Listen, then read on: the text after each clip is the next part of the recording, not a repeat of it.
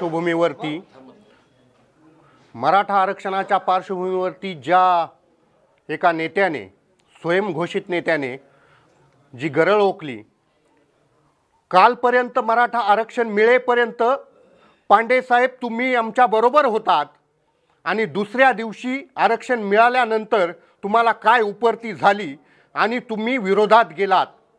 पांडे साहेब, आपण या ठिकाणी अशा पद्धतीने विकृत वागणं बंद केलं पाहिजे। आपण म्हणतात की खूप लोकांना आपण मोठं केलं, आपण ज्या मोठ्या साहेबांना मोठं केलं त्यांनी बूट काढण्याचा कार्यक्रम तुमच्यावरती केला होता, ते आम्ही समक्ष पाहिलेले कार्यकर्ते आहोत। निश्चितपणाने तुमची जागा बुटात जवळच आहे।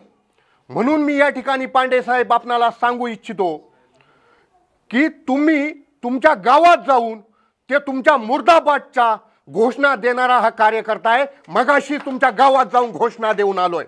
जरांगे साहेबांचा फोटो होता त्या ठिकाणी, फक्त तुमची एक भगिनी त्या ठिकाणी शेजारी होती आणि तिने विनंती केली तो व्हायरल करू नका, आम्ही विकृत नाहीत, आम्ही तो व्हायरल करणार नाही। परंतु तुझ्या गावात जाऊन पांडे आम्ही त्या ठिकाणी तुझ्या मुर्दाबादच्या घोषणा या ठिकाणी देऊन या पत्रकार परिषदेला आम्ही आलो आहोत।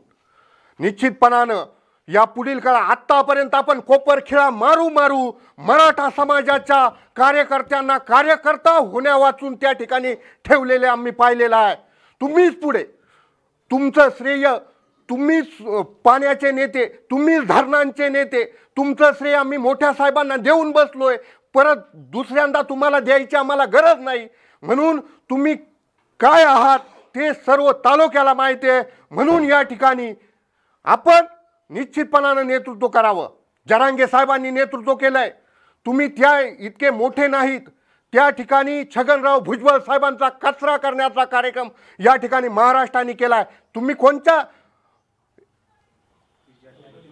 त्याचा शब्द त्या ठिकाणी पुढचा तोंडात येऊन तो घेऊ वाटत नाही।